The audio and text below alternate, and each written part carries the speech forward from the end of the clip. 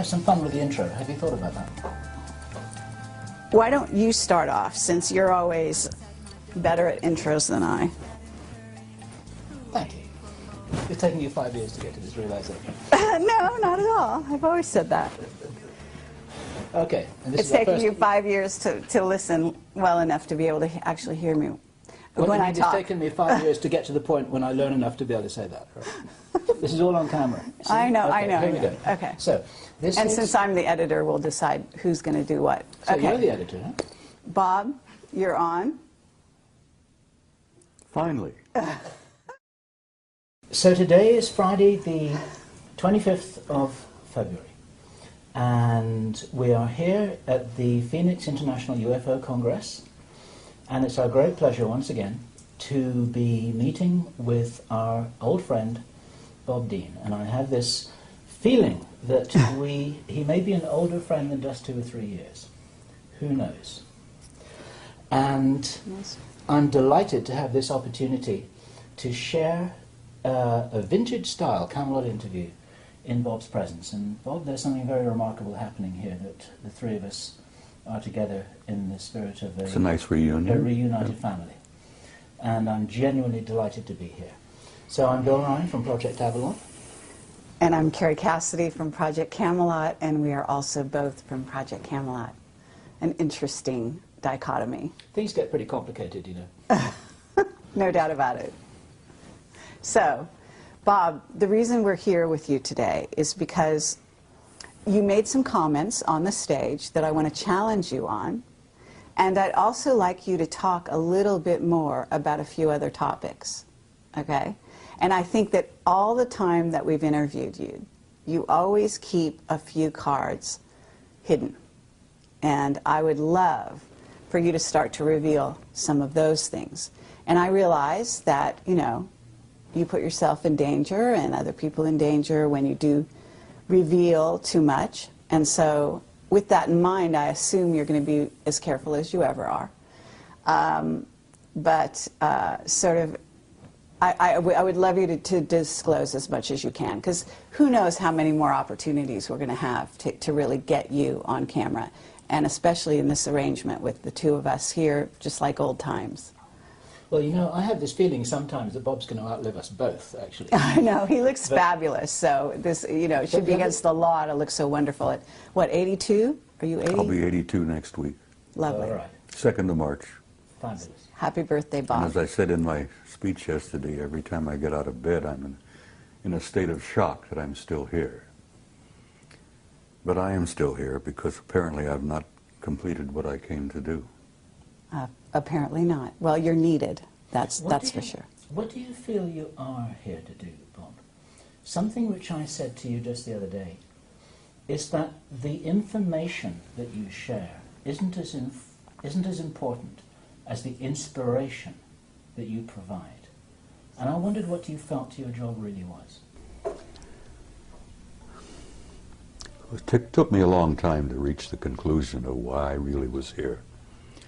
I don't think there's a person on the planet that doesn't at some point in their lives ask themselves, who the hell am I? Why am I here? What's the purpose of life? What's it all about? Alfie, as the saying goes. It took me a long time to come to terms with why I was here. I shared with you some time back about the fact that I'd had a number of past life hypnotic regressions. And that opened a can of worms for me. But it also indicated to some degree why I really had come this time. Because like everyone else, I've been here many times. And as both of you know, I'm sure that the human spirit is infinite, immortal. We incarnate here, we come and go to school. We learn a few lessons, contribute in a small way, in each in our every way. But not many people ever take the time to really sit down and look deeply into themselves. As Yogananda said, self-realization, knowing who and what is living inside this shell that we call a human body. And like most humans, I went through a big chunk of my life, as I said, 3 different careers. And only in the last 10 to 15 years have I really begun to deeply look into myself and come to terms with myself. And as the Hindus say, the self is the immortal being that lives temporarily in this shell. And I had some interesting conversations with myself. Hey, see here, self, who the hell are you? Who am I? Why am I here? And self replied, you are an immortal being and you came to do a job. Now, damn it, well, get on with it. Do what you came to do. And only in this third career, as it were, where I've been traveling the world speaking publicly at major conferences, Barcelona, Madrid, Mexico City, Atlanta, everywhere. The response that I've been getting from people at those conferences, the response I got from people after giving you guys, what, 3 previous interviews, has literally been overwhelming. Shocked me, really did shock me. And it finally dawned on me that when people come up, give me hugs and kisses, touch me, and tell me that the things that I have said meant so much to them, that apparently my words had triggered something within them that brought something out from inside of themselves. Did it really begin at that point where I began to grasp what my mission had been here? And it's simply this. You know, I'm not a great scholar, I'm not a great philosopher, I'm not a great much of anything. But when I speak to people publicly, here, there, and everywhere, apparently I touch a nerve somehow. And it's almost electric. It's kind of mysterious. And they come up and grab me and hold on to me and tell me what I had to say meant so much to them. And I say to them, I'm not telling you anything that you don't know. I've never told anybody anything that you don't know within yourself. I touch them. Remember the old Hindu story where the holy man, the guru, goes up and knocks a person in right between the eyes, and then all of a sudden they wake up? Well, I found that apparently I've been doing a little bit of that. Because I've been reminding people who they are, what they are. And I remind them that you're not just the human body that you see in the mirror. You're an immortal being. You've lived forever. God knows how many eons of time we've been at this. And you're going to continue to live forever. That you are an infinite soul, a spark of divinity. And saying that to people apparently triggers something in them, where they really begin to look into themselves. And as I say, I've not told you anything that you didn't already know. And as my old friend from Galilee said, you know, the kingdom of God is within you. And that does cause a bit of a spark of recognition in people. Well, Bob, with that in mind, when you were on stage yesterday, you said that people out there, and you didn't mean the audience you were talking to, but you said they couldn't handle the truth. The masses. Yes. And I actually want to take issue with that, because well, we've taken issue with that before. Yes. You are convinced that everybody's ready. No, it's not so much that they're ready. It's that they have can a deal right with to it. know. Well, having the right to know. And judging for them is just what the Illuminati have always done. They have decided what we're allowed to know and what we're not allowed to know. And it's not up to them. It's not up to you, and it's not up to anyone else to determine who is ready to know and who isn't. It's up to them to know. I'm not determining for anybody who's ready.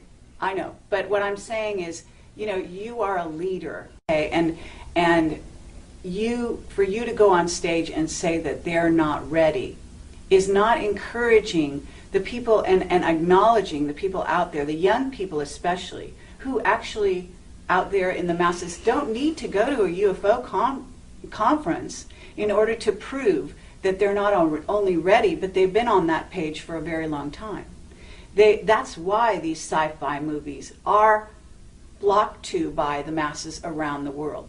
That's why these shows are watched, because not only do they watch them out of curiosity, but they watch them because they remember. Some of them come in at this time, they're They coming know. in, yes, they're They know coming in in their with heart. total recall. Yeah.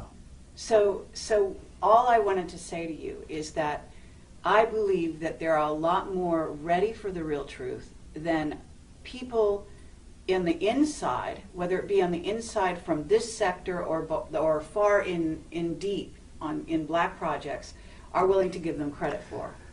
Over the last 20 years, I've noticed a change in human nature. There has been definitely an expansion of consciousness in masses of people all over the planet. And I'm gratified by that. I'm encouraged by that. And I've never determined for anyone whether they were not ready or not. And when I made my comment yesterday, I told you that there are a lot of people here who are ready, but there are many who are not. And I used the analogy of Billy Dew, the native boy from New Guinea. When he was exposed to realities that he had never been prepared to be exposed to, it literally devastated him psychically to the point that the kid died. I understand. He literally starved to death. He died from, dehydration in a jungle that was filled with water and fruit and But nuts. Bob, they've been preparing us, and we've been preparing them because we've been working on the same thing. Disclosure has been happening non-stop now for almost 20 Disclosure has years. been underway, and it's working. Yes, And this is part of it. exactly. But it's a So very slow process. it may or may not be. In other words, it might have been slow for you, and you were one of the fast ones back then because you got access to things that other people to this day don't know about. If you heard my remarks yesterday, I damn near died. The truth damn near killed me. I was not prepared for it. I understand. And but I've seen we're a in lot of the different world, time. and I'm looking at the world from 82 years, and you're just a chicken. You're looking at the world, what? I won't even get I into know. it. But The point thing I'm is- making is I understand what you're saying, but I still stand by my point that the masses are not ready, because every time I go out somewhere to speak, I still run into a few open, old, closed minds, and, fundamentalists of any number of faiths who are ready to fight, and they're ready to, get into... Let me just back up a fraction here, because the people watching this video don't know the Billy Dew story. And I wonder if I can summarize it, I encapsulate... think that it's been out there. I had never heard it before yesterday. Oh, I And so there are a lot of other people who hadn't. Well, too. the Billy Dew story was included in the Brookings study. Yes. The theme here, it's a true story of a young native boy in Papua New Guinea called Billy Dew, and everybody loved him, and they thought that as a special reward for the fact that he was a lovely young guy, they would show him what the real world, the civilized world, the so-called Western world is like. And they took him on a plane, and they took him to Brisbane, Australia, and they took him to see restaurants and cars and supermarkets and shopping malls and television and movie theaters and all of this kind of stuff, and he couldn't handle it. And this is the story that Bob told in his presentation yesterday. My question for you, Bob, is it possible that that could have been done, could have been accomplished in a kinder, more supportive way that would have enabled Billy Dew to handle the truth? Or was he just dropped in it and then left to his own devices without any support? You see, they didn't really intend to do what they did.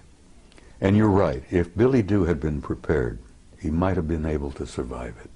Because the shock of the world that he came from, the psychic shock of seeing the other world out there, was more than he was prepared for. The psychic shock, the spiritual shock to that kid, literally killed him. Yes, he could have been prepared, but they didn't understand that at that mission school in Papua. Their intentions were good. They loved the kid, and they thought they were doing him a favor. And what they ended up doing was murdering him, literally. Yeah. It was naive. It was really naive. Well-intentioned. Oh, very. And as I said, the one that Billy Dew referred to as Good Lady, Yes. her light didn't burn quite as bright after that event because she realized what they had done. Yeah. But is it possible, using that as a metaphor, this is a story that was built into the Brookings report, and we have to assume that somewhere there are a lot of very smart people, some of whom are well-intentioned, who are taking that into account and planning disclosure with that in mind. Do you believe that it's possible that it could be accomplished well? Yes, it's being accomplished as we speak. Right. As you remember, I went on to tell you that a blunt announcement is not what the people are ready for. Yeah. But they are enduring what I call an ongoing disclosure, a process that's been underway for over 20 years now, maybe longer, where they are being prepared through what I call subliminal education, through movies, books, novels, magazines, you know, even games. To say nothing of Project Camelot and Bob D. Well, Project Camelot, honey, as I said, you guys have had an impact on the world that I don't even today really think you two grasp. Your impact has been overwhelming. Well, let me tell you the letters we get. We get letters, we get people coming up to us saying we changed their lives. Exactly. Saying they started from zero and that we opened this for them and they basically are growing in leaps and bounds and they come to us and thank us. Okay, this is the keynote, is that they thank us for that. And I have to say that we cannot look at Billy Dew, if that's his name, as just a physical body. You talked about eternal beings. This is a soul who came to the planet in a certain state, on a certain level of awareness. Now, prior to Billy Dew being in Papua New Guinea, he could have been any number of other places, and he was probably a star to begin with. Yeah. And there's also the aspect that this kind of thing could have been targeted to maybe the person that was least prepared in that group of people that he was among to handle these kinds of things. You see, I think Margaret Mead, who I believe was the one who delivered the story of Billy Dew. Who was an Illuminati, yes. Yeah, she was an incredibly bright lady, and she had had years and years of experience working with primitive societies. And I think she was the one responsible for getting that into the study. Yes. And yes, Billy Dew could have been prepared.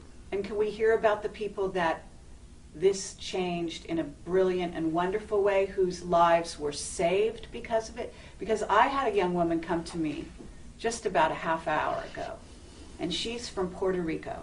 And she said, I have a child, and he is a crystal child, and you saved my child's life.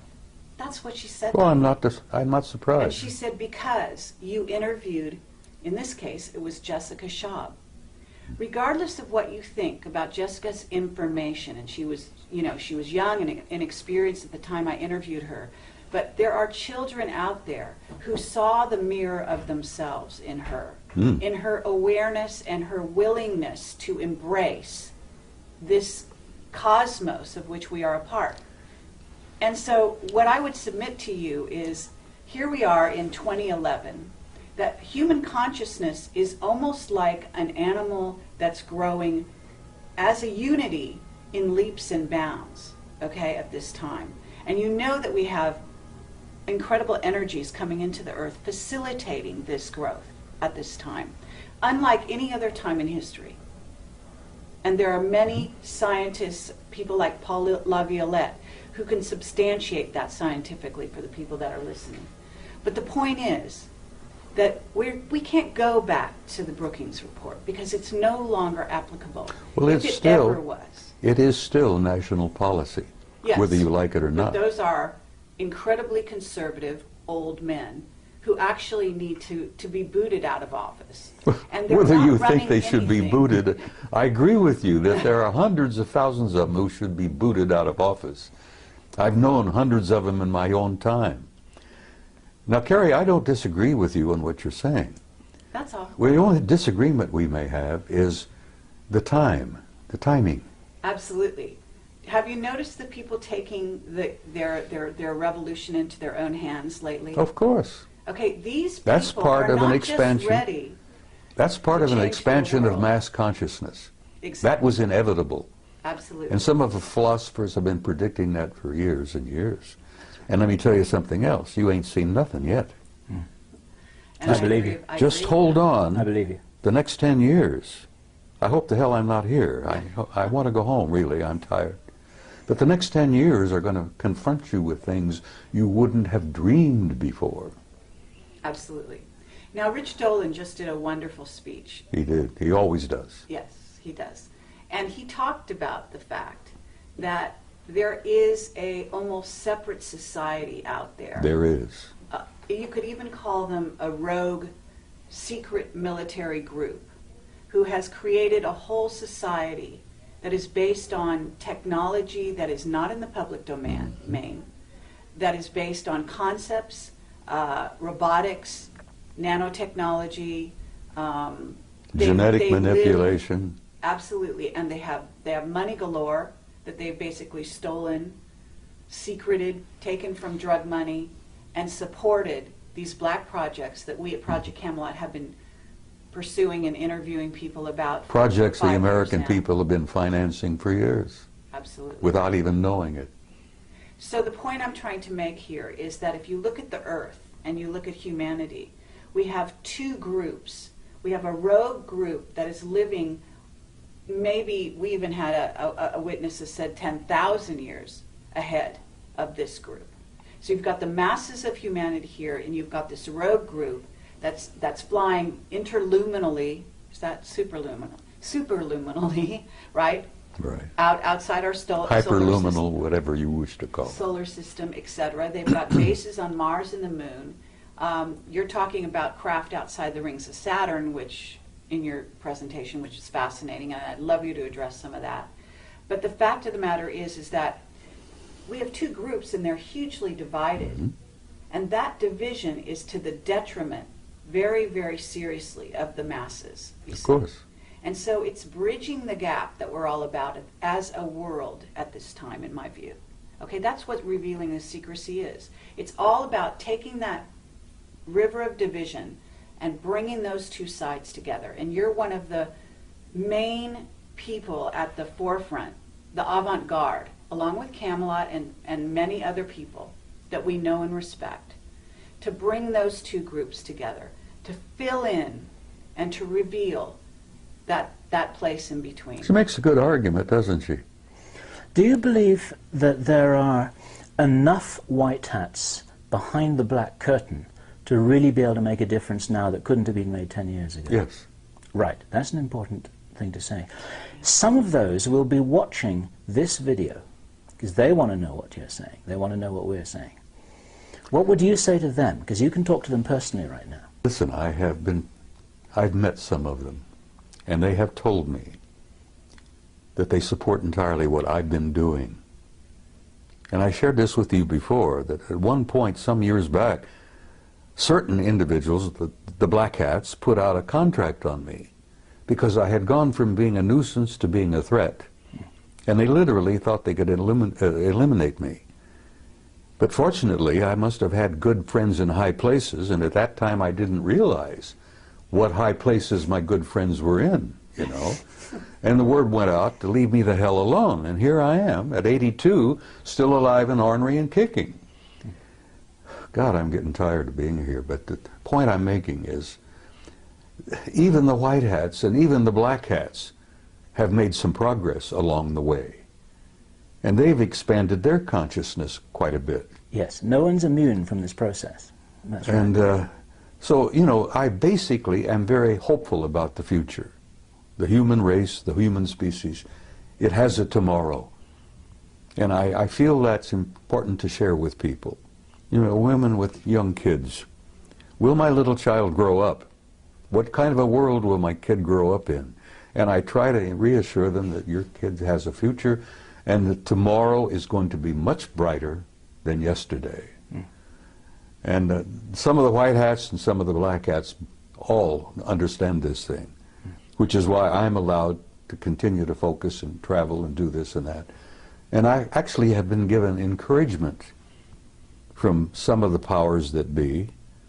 I've been encouraged by some of the guys with all the money.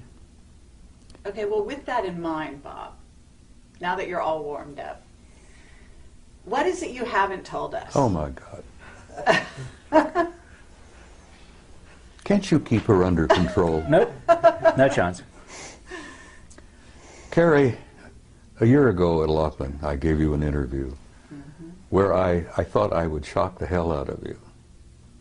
And apparently it didn't. And I told you that I had had a personal relationship with non-human intelligence since I was about 2.5 years old. And actually that relationship perhaps went back before I was even born. And I thought, well, I know you have, and everybody has had a relationship. The point is that half the people don't even they don't want to know the answer to that.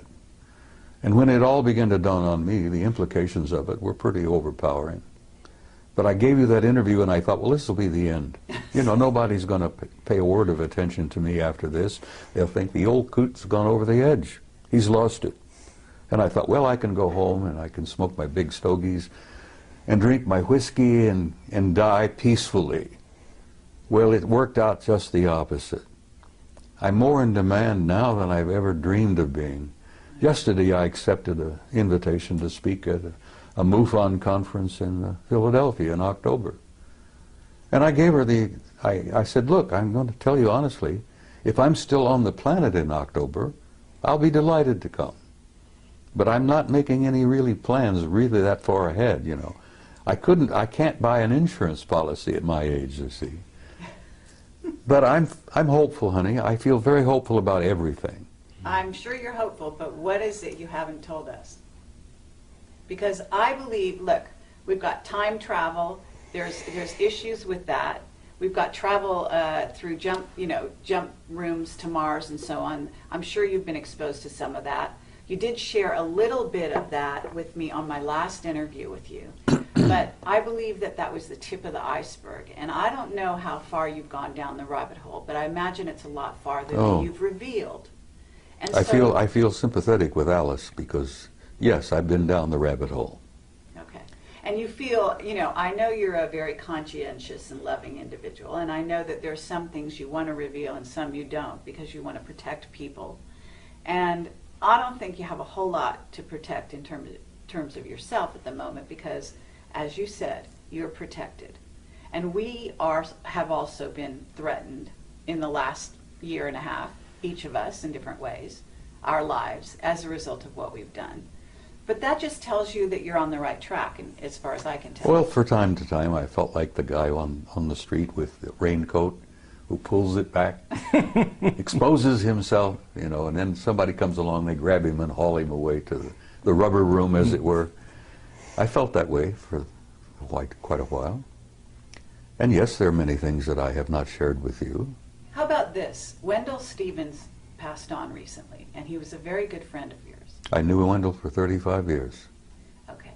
And you told me that Wendell said some last words to you. Would you Well, share Wendell that? and I had shared a lot before he got really sick, became ill.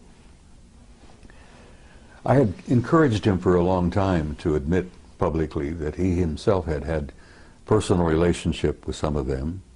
And he said, Bob, I can't do that. He said, every ounce of credibility that I've had over the years will go down the tube if I say that.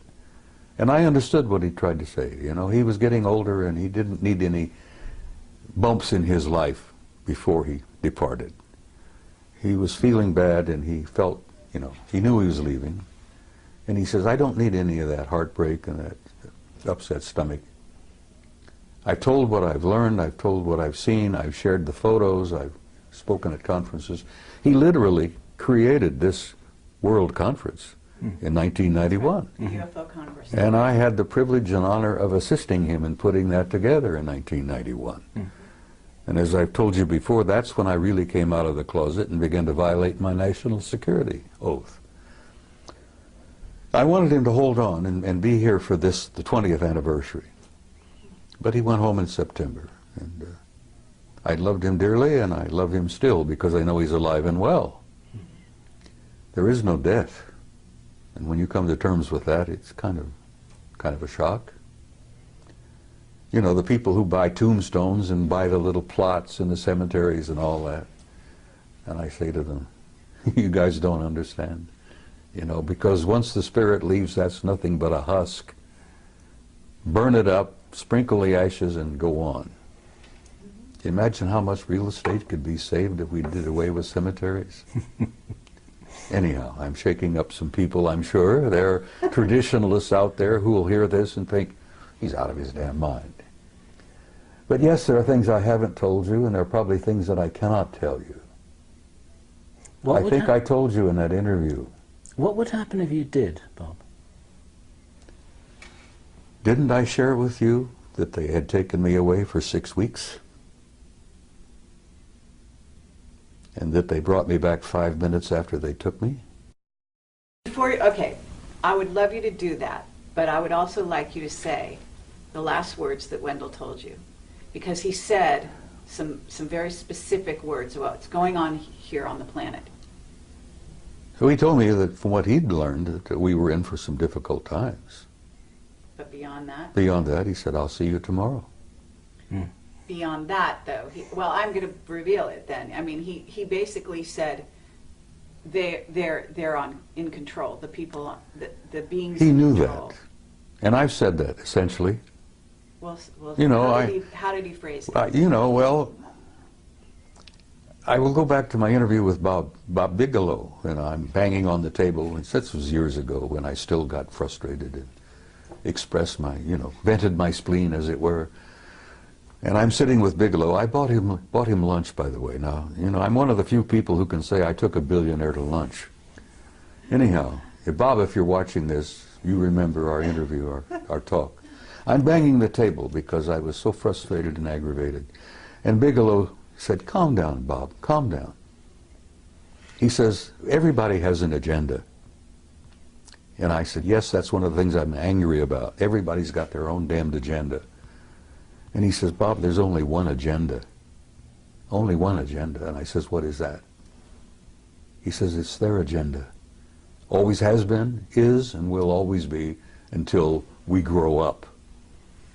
Now, Bigelow shared that with me. Wendell shared that with me. He said he'd learned that, there's only one agenda. They're not only merely in control, they've been in control from the beginning. And they are controlling disclosure. Okay, and they are deciding whether the masses are ready or not. And who is they? Sweetheart, there is indeed a galactic federation. You may think that's a joke, you may think that's a little funny thing from the Star Trek series and all that. There is indeed a galactic federation. And the headquarters is not even in our galaxy. Now you put that in your pipe and smoke it. That there is a federation of advanced intelligence in beings throughout the universe, and the latest figure, 200 billion planets in our galaxy, 200 billion galaxies in the universe. It's probably much, much more. But there is a federation, there is a control, there is a purpose, there is an agenda, and the survival of this species on this tiny zoological garden is important to them. And they are in control of disclosure. They could end it tomorrow if they chose. They'll end it when they have determined that the masses on the planet are ready, and not one instant before will a disclosure literally, in a big way, take place. Now, as I pointed out to you also, it's been my experience, and I've had first-hand experience with this. I've never spoken at a conference in the last 10, 15 years where there wasn't at least one or two of them in the audience. And like Ingo Swann, I've developed the ability to spot them. And I've even had them come up to me. And I think I shared this with you on that interview, where they come up to me after a presentation, shook my hand, and told me how much they appreciated what I had to say. And I've learned that they attend these conferences not to listen to what the speakers have to say, but they're monitoring the response of the audience to what the speakers have to say. Sure. Because they're monitoring of us, their evaluation of our condition is incredibly powerful. There are a bunch of outstanding experts in that group. And as I said, they've been with us since the beginning of time, literally. They created us initially. They genetically manipulated us. They plucked those golden apples and turned us into what we are. Now that process is still underway. Those golden apples are still being manipulated, and we're learning to do that ourselves. Right. But I will say to you again, the psychic shock of learning all of this all at once would be like Billy Do. People would, and I've run into them too, honey, and they don't want to know the truth. There's a gut feeling in many people, knowing spiritually, I think, that the truth is more than they can handle at this moment. Mm. You see, what I heard Bob saying yesterday, he didn't say that, listen, the movement towards disclosure is something that is ill-considered and unwise and people have got to be kept in the dark forever. I think Bob was saying that it can't be done in the way that some people are thinking, with reference to Obama calling a press conference and say, okay guys, we've got this little secret, so listen up and we've got something exciting to tell you. Well, he's not going to do it that way, and Bob was explaining that it's been happening for quite a while. It has to be a gradual and it's process. An ongoing strategic process in which people are waking up in waves. And the ripple effect is actually supporting the disclosure movement, and we're part of it, and other people are part of it, and Bob's part of it. Exactly. And I think all Bob was saying was that it's not happening in the way that some people naively think. Is that? That's exactly what I was trying to say. They're not going to be Billy Do. They are the ones with the agenda. But actually, I actually want to challenge that. Okay? Well, challenge away, kid. Because, no, it's an interesting concept, and it actually could be debated. In other words, what's the level of free will of this humanity? Because at certain stages in its development, this may be true. They are in control and have been in control. And Wendell knew that before he died. Right. And it depends who we're talking about, they. But I would submit that this humanity that is waking up is about to take those reins into their own hands. They're waking up. And that is exactly what some of those groups are very afraid of. Some of them? Yes. Well, perhaps. Because there are groups multidimensional beings. Carrie, there are people out there, intelligences out there that don't like us very much at all. Exactly. Like the two scientists who shared this with my retired commander from the Navy. He was a fusion specialist. What is it? The other element, the other level of reality? I forget. I'm having one of those senior moments. You will forgive me. Are you talking about free energy? Are you talking? Yeah, well, yeah. He was talking about. He'd worked alongside of a couple of those guys from along. Cold fusion. Hmm? Cold fusion. Well, it's a form of that, yeah. But before he retired, and he was leaving the laboratory just outside of Las Vegas, which he didn't want to be specific about, and I concluded he was talking about S4. Mm-hmm. He'd worked alongside of a couple of them for some time. And as he was leaving, he said, "Tell me what you really think of humankind." And the one chap said to him, he said, "Well, since you asked." And these guys had worked side by side for a few years. "Since you ask, we consider humankind primitive, savage, and dangerous animals." And the scientist said, "I can't disagree with that, because I look upon the masses of humanity as primitive, savage, and dangerous animals myself." And that's when the other one injected a little bit of humor into the conversation and says, "You also smell bad. You stink." And the commander says, "You know, I took my shower this morning," and he's trying to, and they said, no, it's something about your human nature. It could be part of your diet, it could be the way you think. He says we call it kind of like an auric stench. We find it very discomforting. But nothing, no personal criticism here. And the commander says, "Well, I appreciate you being candid with me, thank you." And he went into retirement, and he speaks out very carefully. But okay, but so at this point, Bill asked you a question. They said, what would happen to you if you were to reveal some things that I'm not sure who you think is deciding it's okay, it's not okay. But what do you think would happen to you at this point? Because I've got some people telling me that now there's levels of controllers. And when you talk about Galactic Federation, you talk about the Guardian Alliance, or whatever you want to call them, those are a certain level. Then we have the ones that are actually here on the planet who are doing things like knocking people off because they do reveal truth. Okay? And Well, they may those be guys are not pushed doing by that those very people. much. Most of knocking people off are some of our black shadow government Exactly. people. So I'm asking you, if right here and now you know what you can say and you know the limits of that, I'm sure. By now. I can say almost anything now Okay, great. because I don't worry about it anymore. And frankly, I don't care what our shadow government thinks about it. I know this, that I've gotten some good friends in high places, not merely up there, but back in Langley and a few other places. You know. Absolutely. I became a nuisance, then I became a threat, and then I ended up, I'm an asset. An asset, exactly. Yeah. Exactly. You So are I've been an asset. encouraged, my health, you know, I'm still being looked after, I'm still being invited, and I joked with, I think you maybe, about, I don't travel anymore, cabin class. I had a bad experience coming back from Barcelona.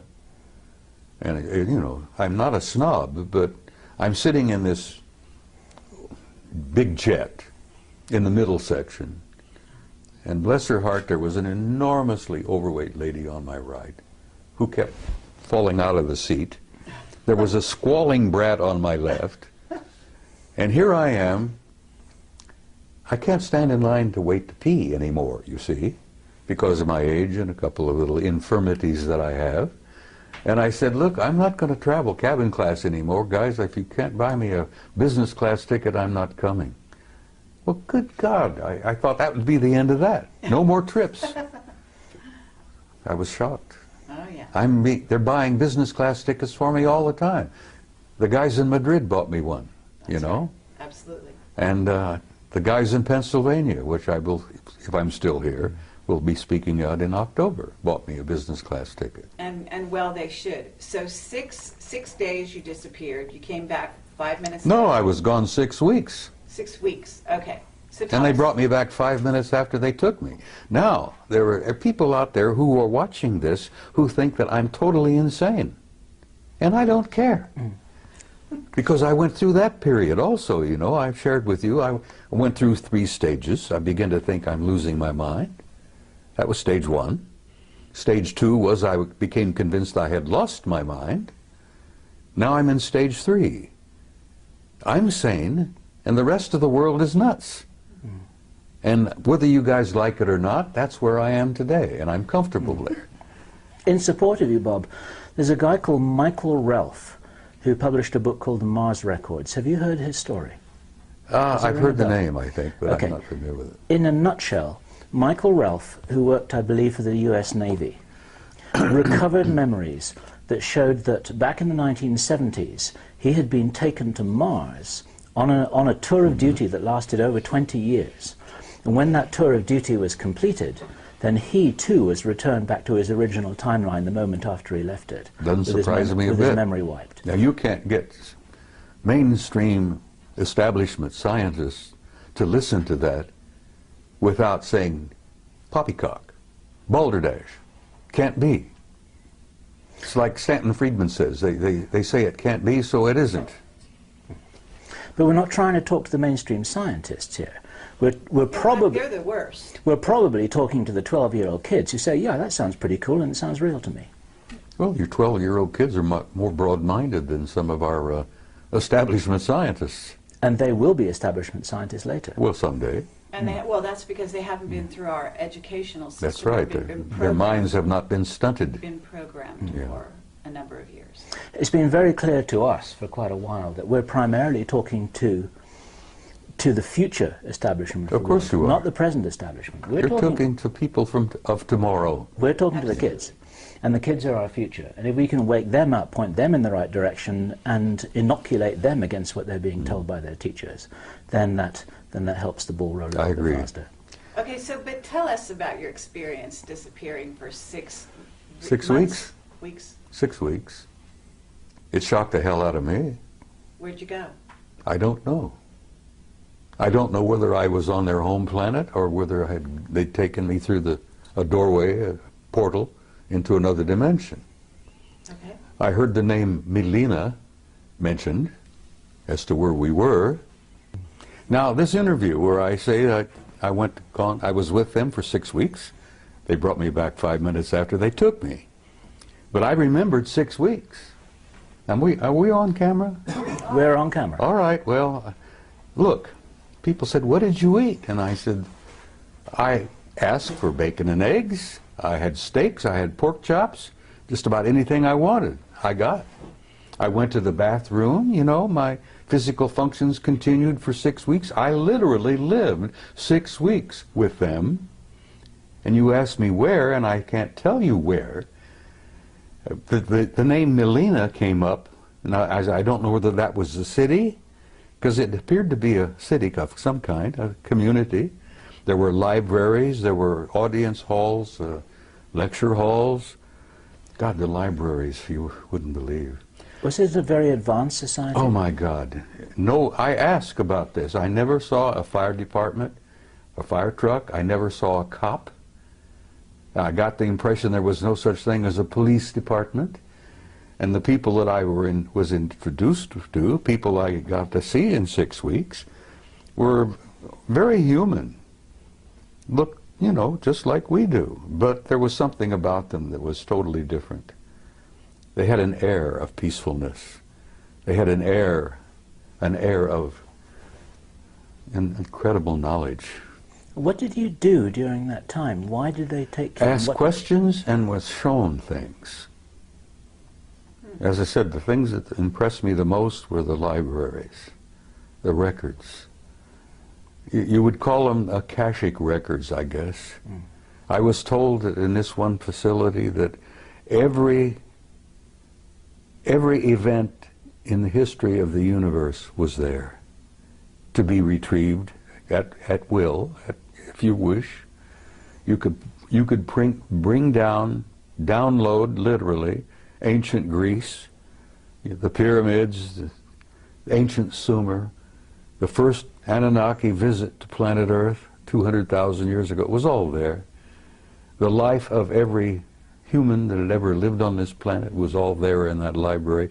Now, can you imagine the computer technology that would allow that where you can retrieve it at a poke of a button, and there it is. You get a wide screen, and you can literally almost relive it.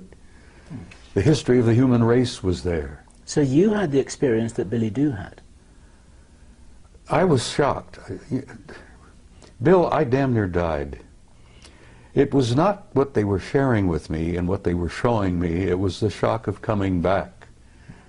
Now, it's very close to when people have a near-death experience and they go over and they look around and they see the reality that they're literally a part of, that they were part of before they incarnated here. They'll be a part of it when they depart from here.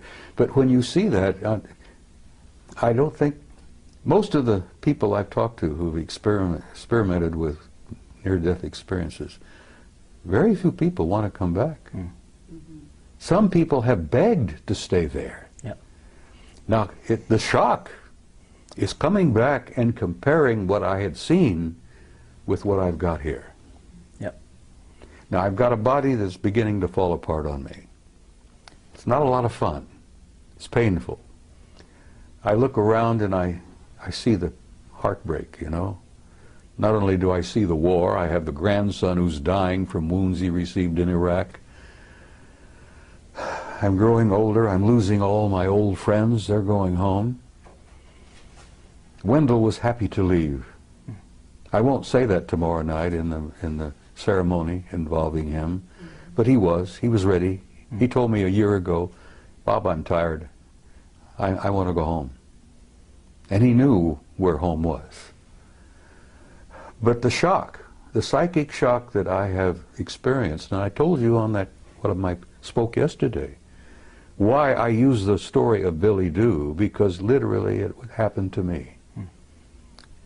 The psychic shock of seeing what I saw and being exposed to what I had been exposed to and coming back here.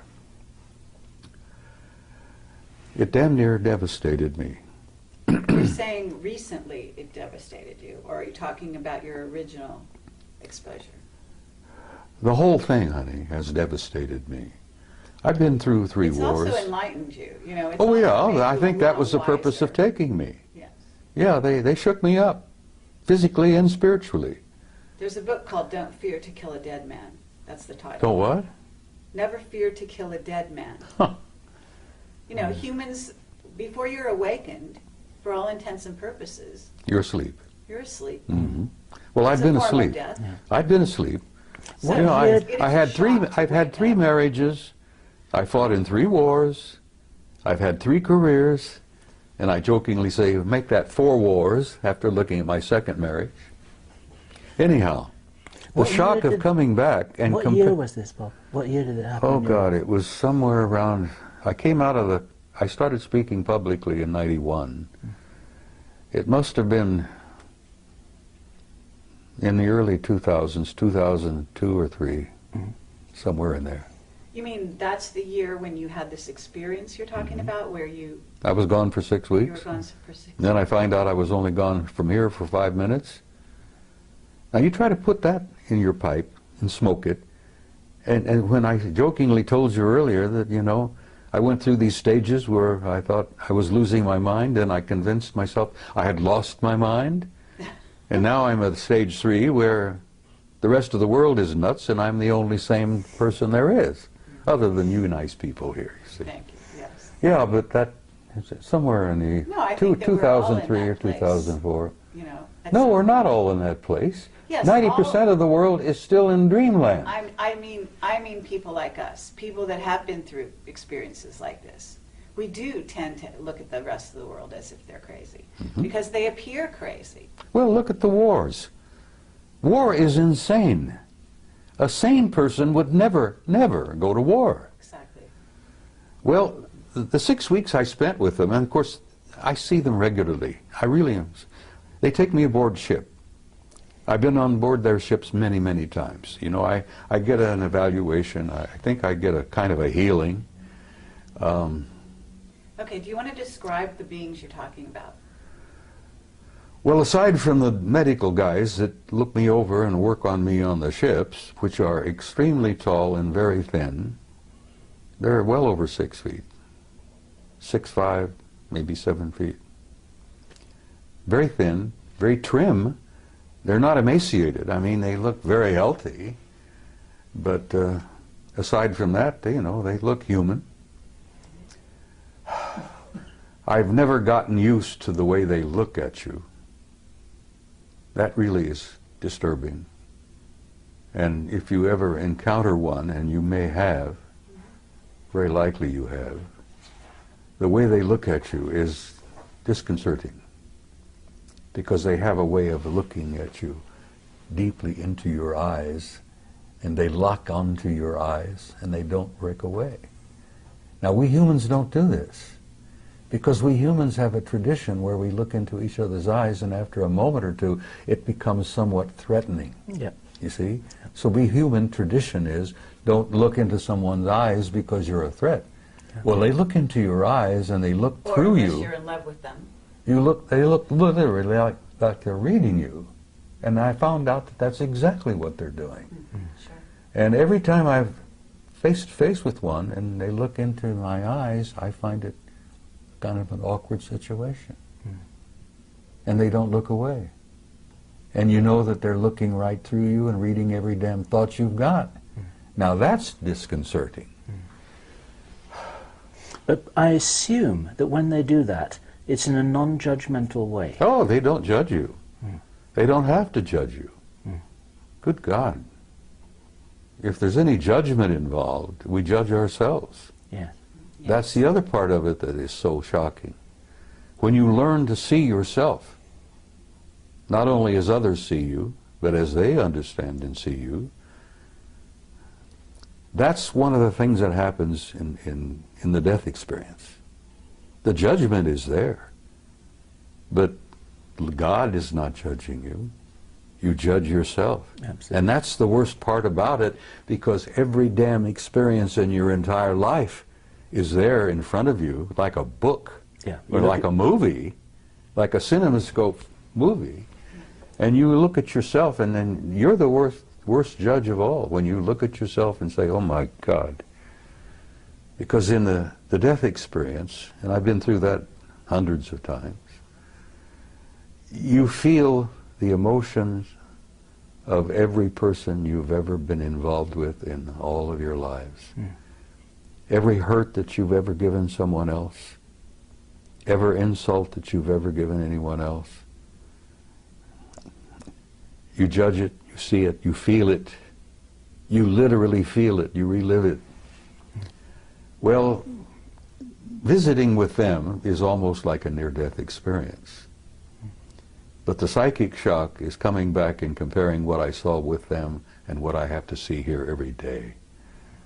Little kids on the street that are hungry, people waging war, the people being gunned down in Tripoli by Gaddafi. And I've learned over the years to look around and pay attention. I don't miss very much. I've trained myself. And when you see that and you feel it, and it breaks your heart to see that and to feel that. And then you understand, I think, why I want to go home and where I'm tired. I really am. But I'm going to hang around a little longer because I have been told to. And you're a guiding light to many people. I had one of the best compliments I've ever received yesterday. A young man came up to me and he says, "You know, you're a bridge builder." And I says, that was the origin of the old word pontiff. You know, with the Pope? Yes. The pontiff, a bridge builder. Sure. People don't know that. Many people, even most Catholics don't know that pontiff means builder of bridge, builder of bridges. And that was a compliment, and I gave him a hug and I thanked him for that. Because that told me that, yeah, maybe I've been accomplishing a few things. Maybe you've done more than you think. Well, if you say so, but I'm holding on to enough ego to live. Because you can't survive on this planet without a little bit of ego. But I don't think I have any vanity left. Well, for every person who comes up to you in person to give you a compliment, there are 1,000 or 10,000 who don't, and who feel the same thing and they never communicate to you. This is what we've discovered. Thanks to you two guys. As I said, you turned me into a damn celebrity and I didn't want to be. All we did was take a camera and point it at you. And the rest is history, as they say. Some of the vegetarians who are watching this, perhaps, will say, shame on him. Bacon and eggs, ham, pork chops, and all that. It's been my life, for God's sake, you know. Well, they fed me bacon and eggs, ham, pork chops, steak, anything I wanted. And people have said, when I've shared this with a few, were you perhaps eating vegetarian and didn't know it? Maybe they made you think you were eating steak. And I said, well, maybe they did, but it sure as hell tasted good. Tasted like a good T-bone to me. And the bacon and eggs were superb. Well, what did they eat? Well, I'll be frank with you, I don't know. I never watched them eat. They never ate in front of me. But they sure as hell looked healthy. So not any of them had missed many meals. Did this experience only happen once, Bob? That experience, being gone 6 weeks and taken there wherever I was, as I told you, I didn't know whether I was in a city, on another planet, or wherever. Maybe I didn't slip through a portal into another dimension. Okay, Bob. That happened once. But I've been aboard their ships many times, and I've met many of them face to face, almost regularly. Now, I get into an altered state in the middle of the night. I've been doing a lot of remote viewing.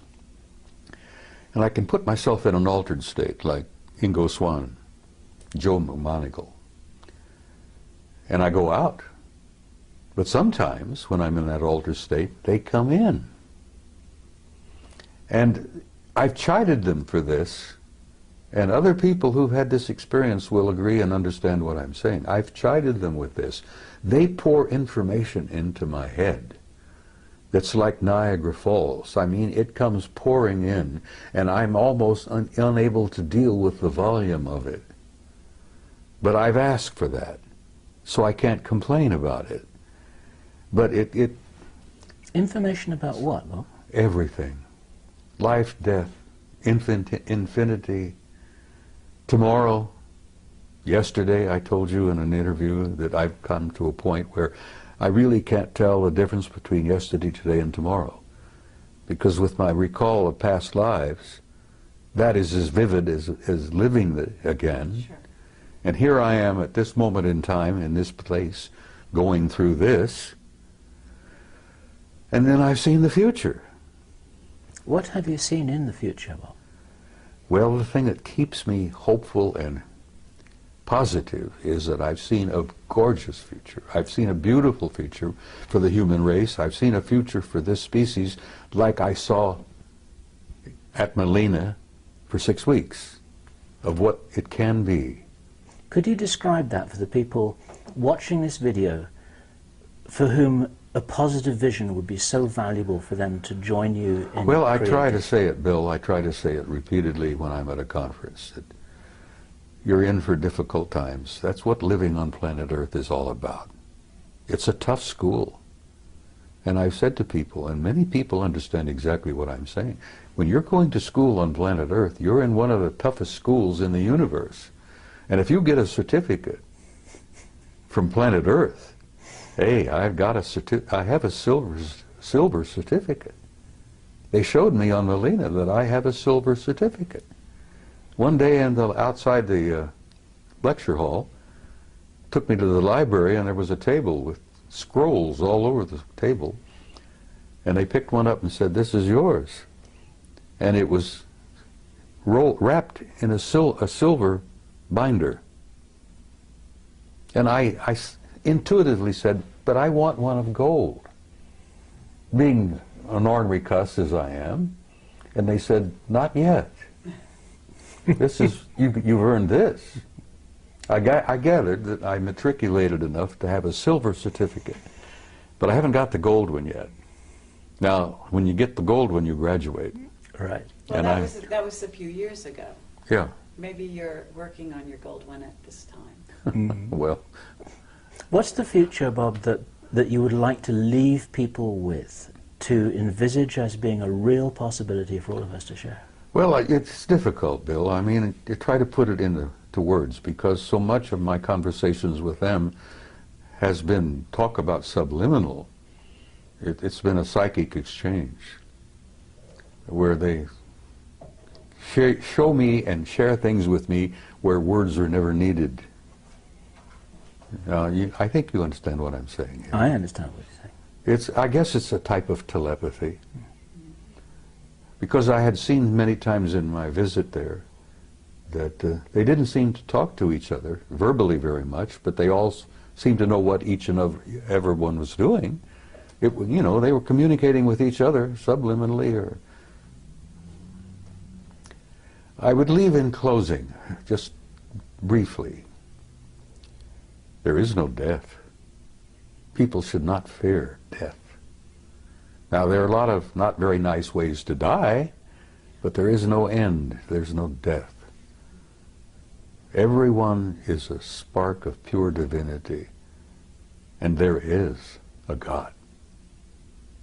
And that is something that I need to stress again and again and again, because I've been asked, am I an atheist? Do I believe in God? And I say, no, I don't believe in God. I know, because I've experienced that. So I would tell people who are troubled, worried, that the next few years are going to be awkward and difficult, but that's what living on Earth is about. But there is a future for the human species. The race is going to make this transition, and at the other end of this, it's going to be glorious. And I tell mothers, I said, your kids or grandkids, the future will be theirs. And then like I said in Barcelona, which the Spaniards seem to appreciate, your children and grandchildren are going to the stars. And they seem to like to hear that. But it's true. And we are, as a species, as a race, going to go out there and take our rightful place with these other incredible cultures and civilizations. And having seen the future, I'm hopeful.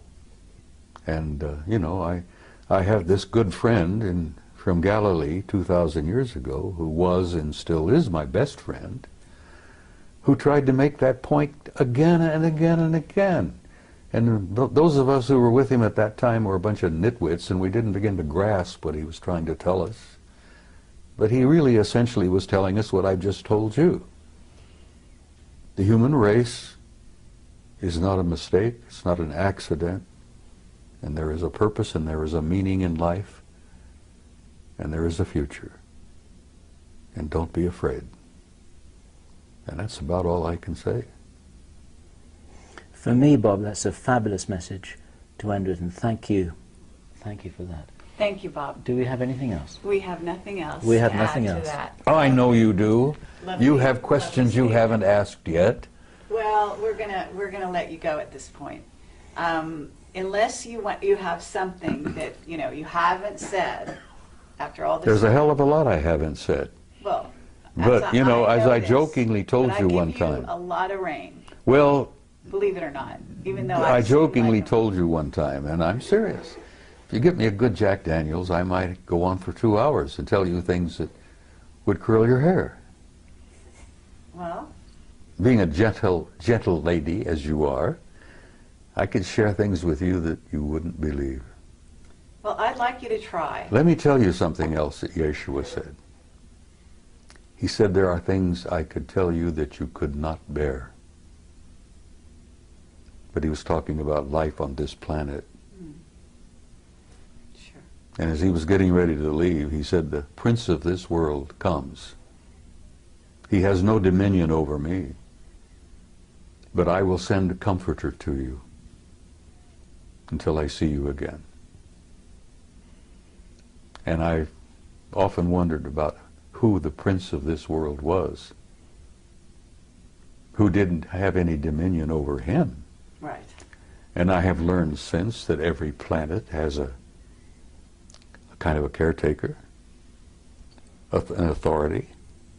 Every system has a higher authority. And the galaxy is divided into 4 parts, quadrants. And the Galactic Federation headquarters isn't even in our galaxy. Now that's pretty hard stuff to walk away with, you know. You say that to people and they go, you know, well, good. It's something to take home with them and think about that night instead of watching TV. Okay, but got to understand that if you're doing any of that, you're watching TV, you're watching movies, you've been on the internet, certainly, then there's all kinds of information of that sort out there now. And I know that you don't spend hours on the internet. I avoid it like the plague. So Let me I tell have you- to tell you that that information is not a shock whatsoever. Well, let me tell you something that might shock the hell out of you, and maybe it won't, because you're a pretty bright kid.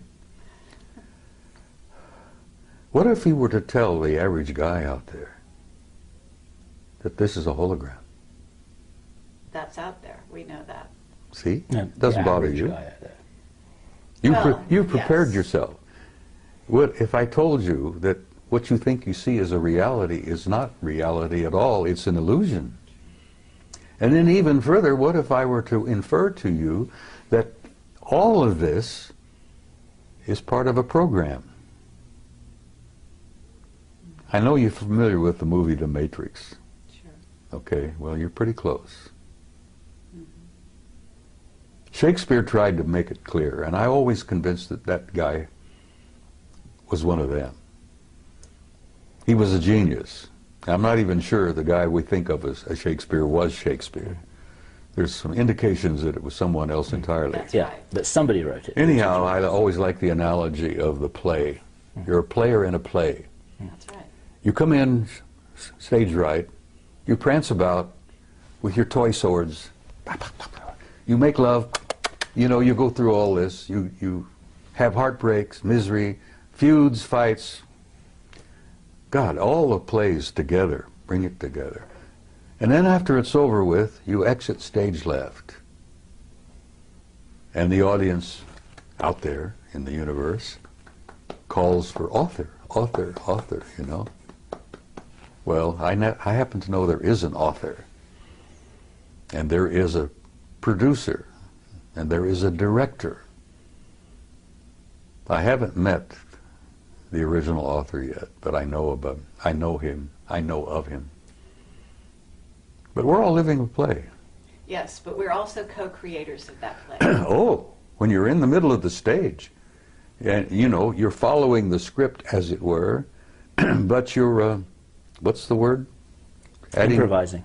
Improvising, adding your own words. Ad-libbing. Yeah, ad-libbing, yes. You're doing a lot of ad-libbing, and the degree of your ad-lib depends on how many lifetimes you may have lived. But we're in a play, kid. This interview is just a tiny chapter in a much larger play. Is there any other little pieces of information that, you know, because that's where the wider you open the door for people, the more they are able to go through the door and carry on from here. It's like passing a baton.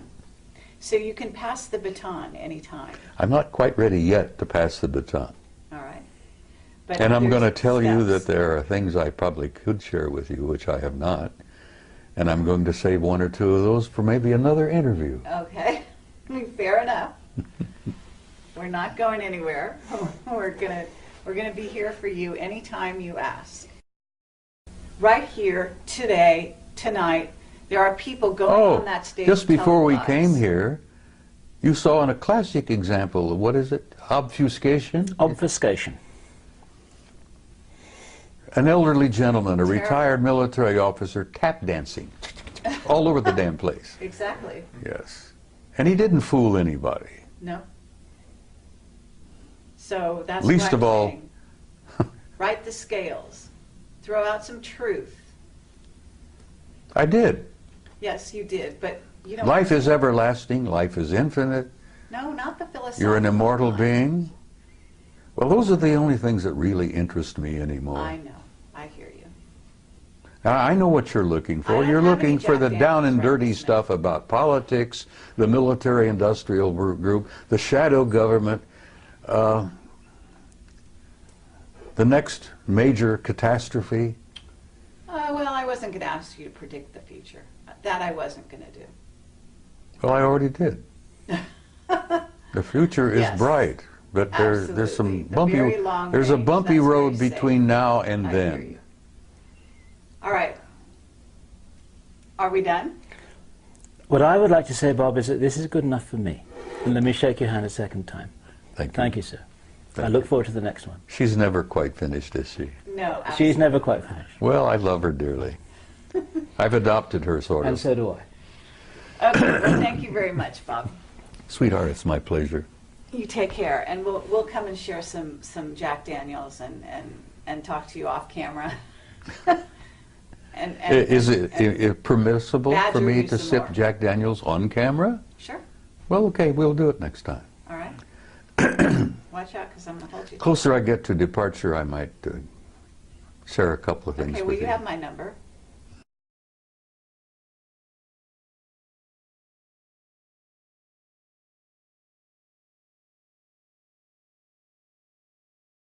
We're rolling. Okay. Well, Is that- I'm just not going to let you this- get away with murder. That's okay. Oh, Bob. Oh, I would never think of that at all. Yeah, why? It's I'm a- just that, you know, you're kind of a wily old guy. Go ahead, use the word you were thinking of. Yes, a wily old.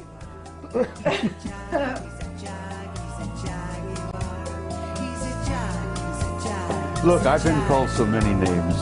People have to get in line to insult me anymore because it doesn't bother me.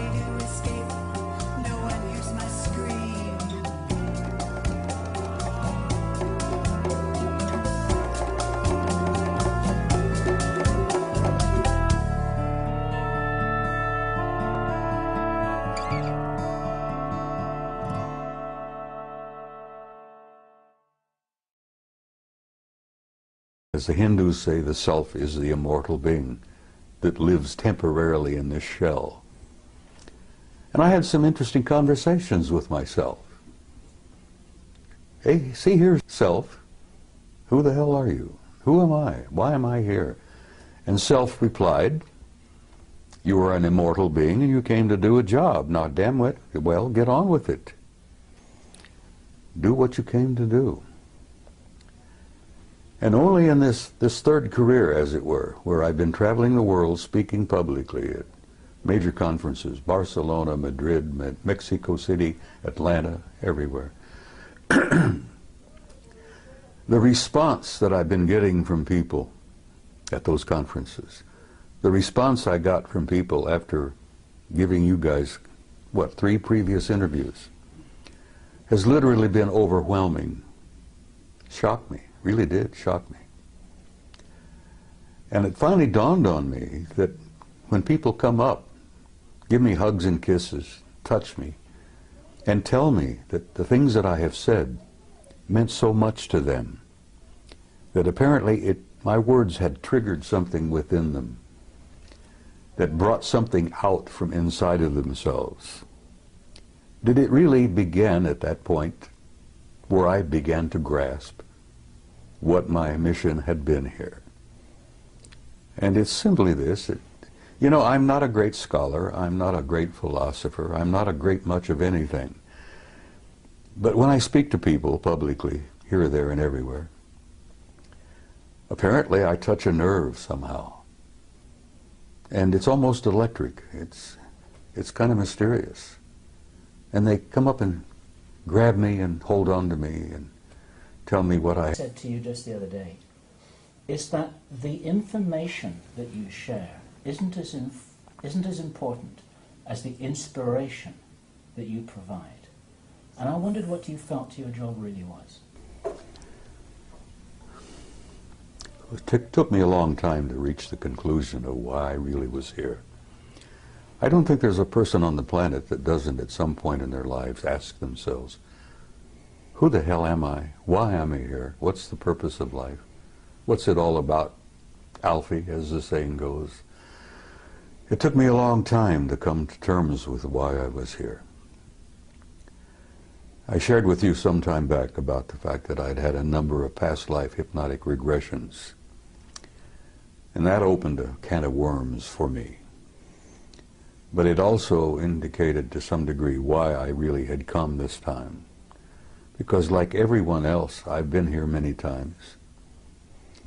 And as both of you know, I'm sure that the human spirit is infinite, immortal. We incarnate here, we come and go to school. We learn a few lessons, contribute in a small way, in each in our every way. But not many people ever take the time to really sit down and look deeply into themselves. As Yogananda said, self-realization, knowing who and what is living inside this shell that we call a human body. And like most humans, I went through a big chunk of my life, as I said, 3 different careers.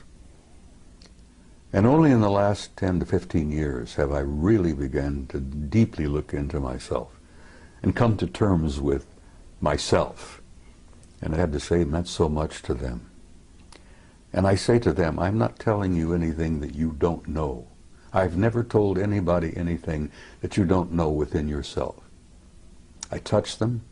Remember the old Hindu story where the holy man, the guru, goes up and knocks a person in right between the eyes, and then all of a sudden they wake up? Well, I found that apparently I've been doing a little bit of that. Because I've been reminding people who they are, what they are. And I remind them that you're not just the human body that you see in the mirror. You're an immortal being. You've lived forever.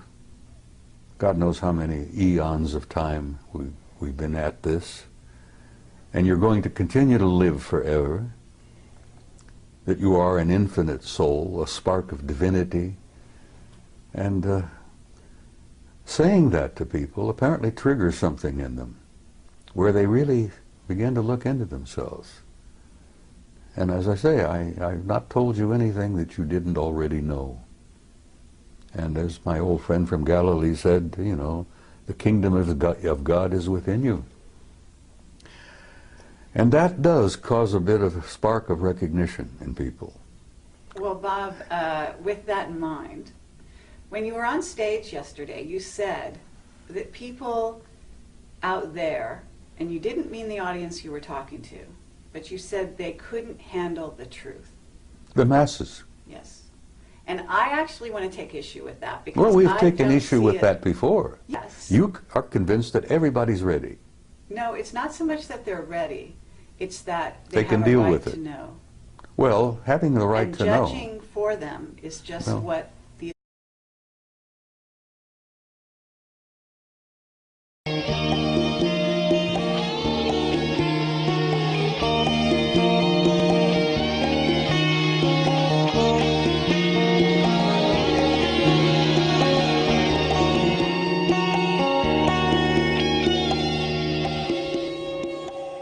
There is a jaguar outside my door, stretched out and purring, waiting for more. Strange shade of stone, deep cat-eye green, no way to escape, no one hears my scream. We're going to have some fun with the intro. Have you thought about that? Why don't you start off, since you're always better at intros than I? Thank you. It's taken you 5 years to get to this realization. No, not at all. I've always said that. Okay. And this It's is our taken first- you 5 years to listen well enough to be able to actually hear me What when you I mean, talk. It's taken me 5 years to get to the point when I learn enough to be able to say that. Right? This is all on camera. See? I know, I Okay, know. Here we go. Okay. So, this And is... since I'm the editor, we'll decide who's going to do what. So Okay. you're the editor, huh? Bob, you're on. Finally.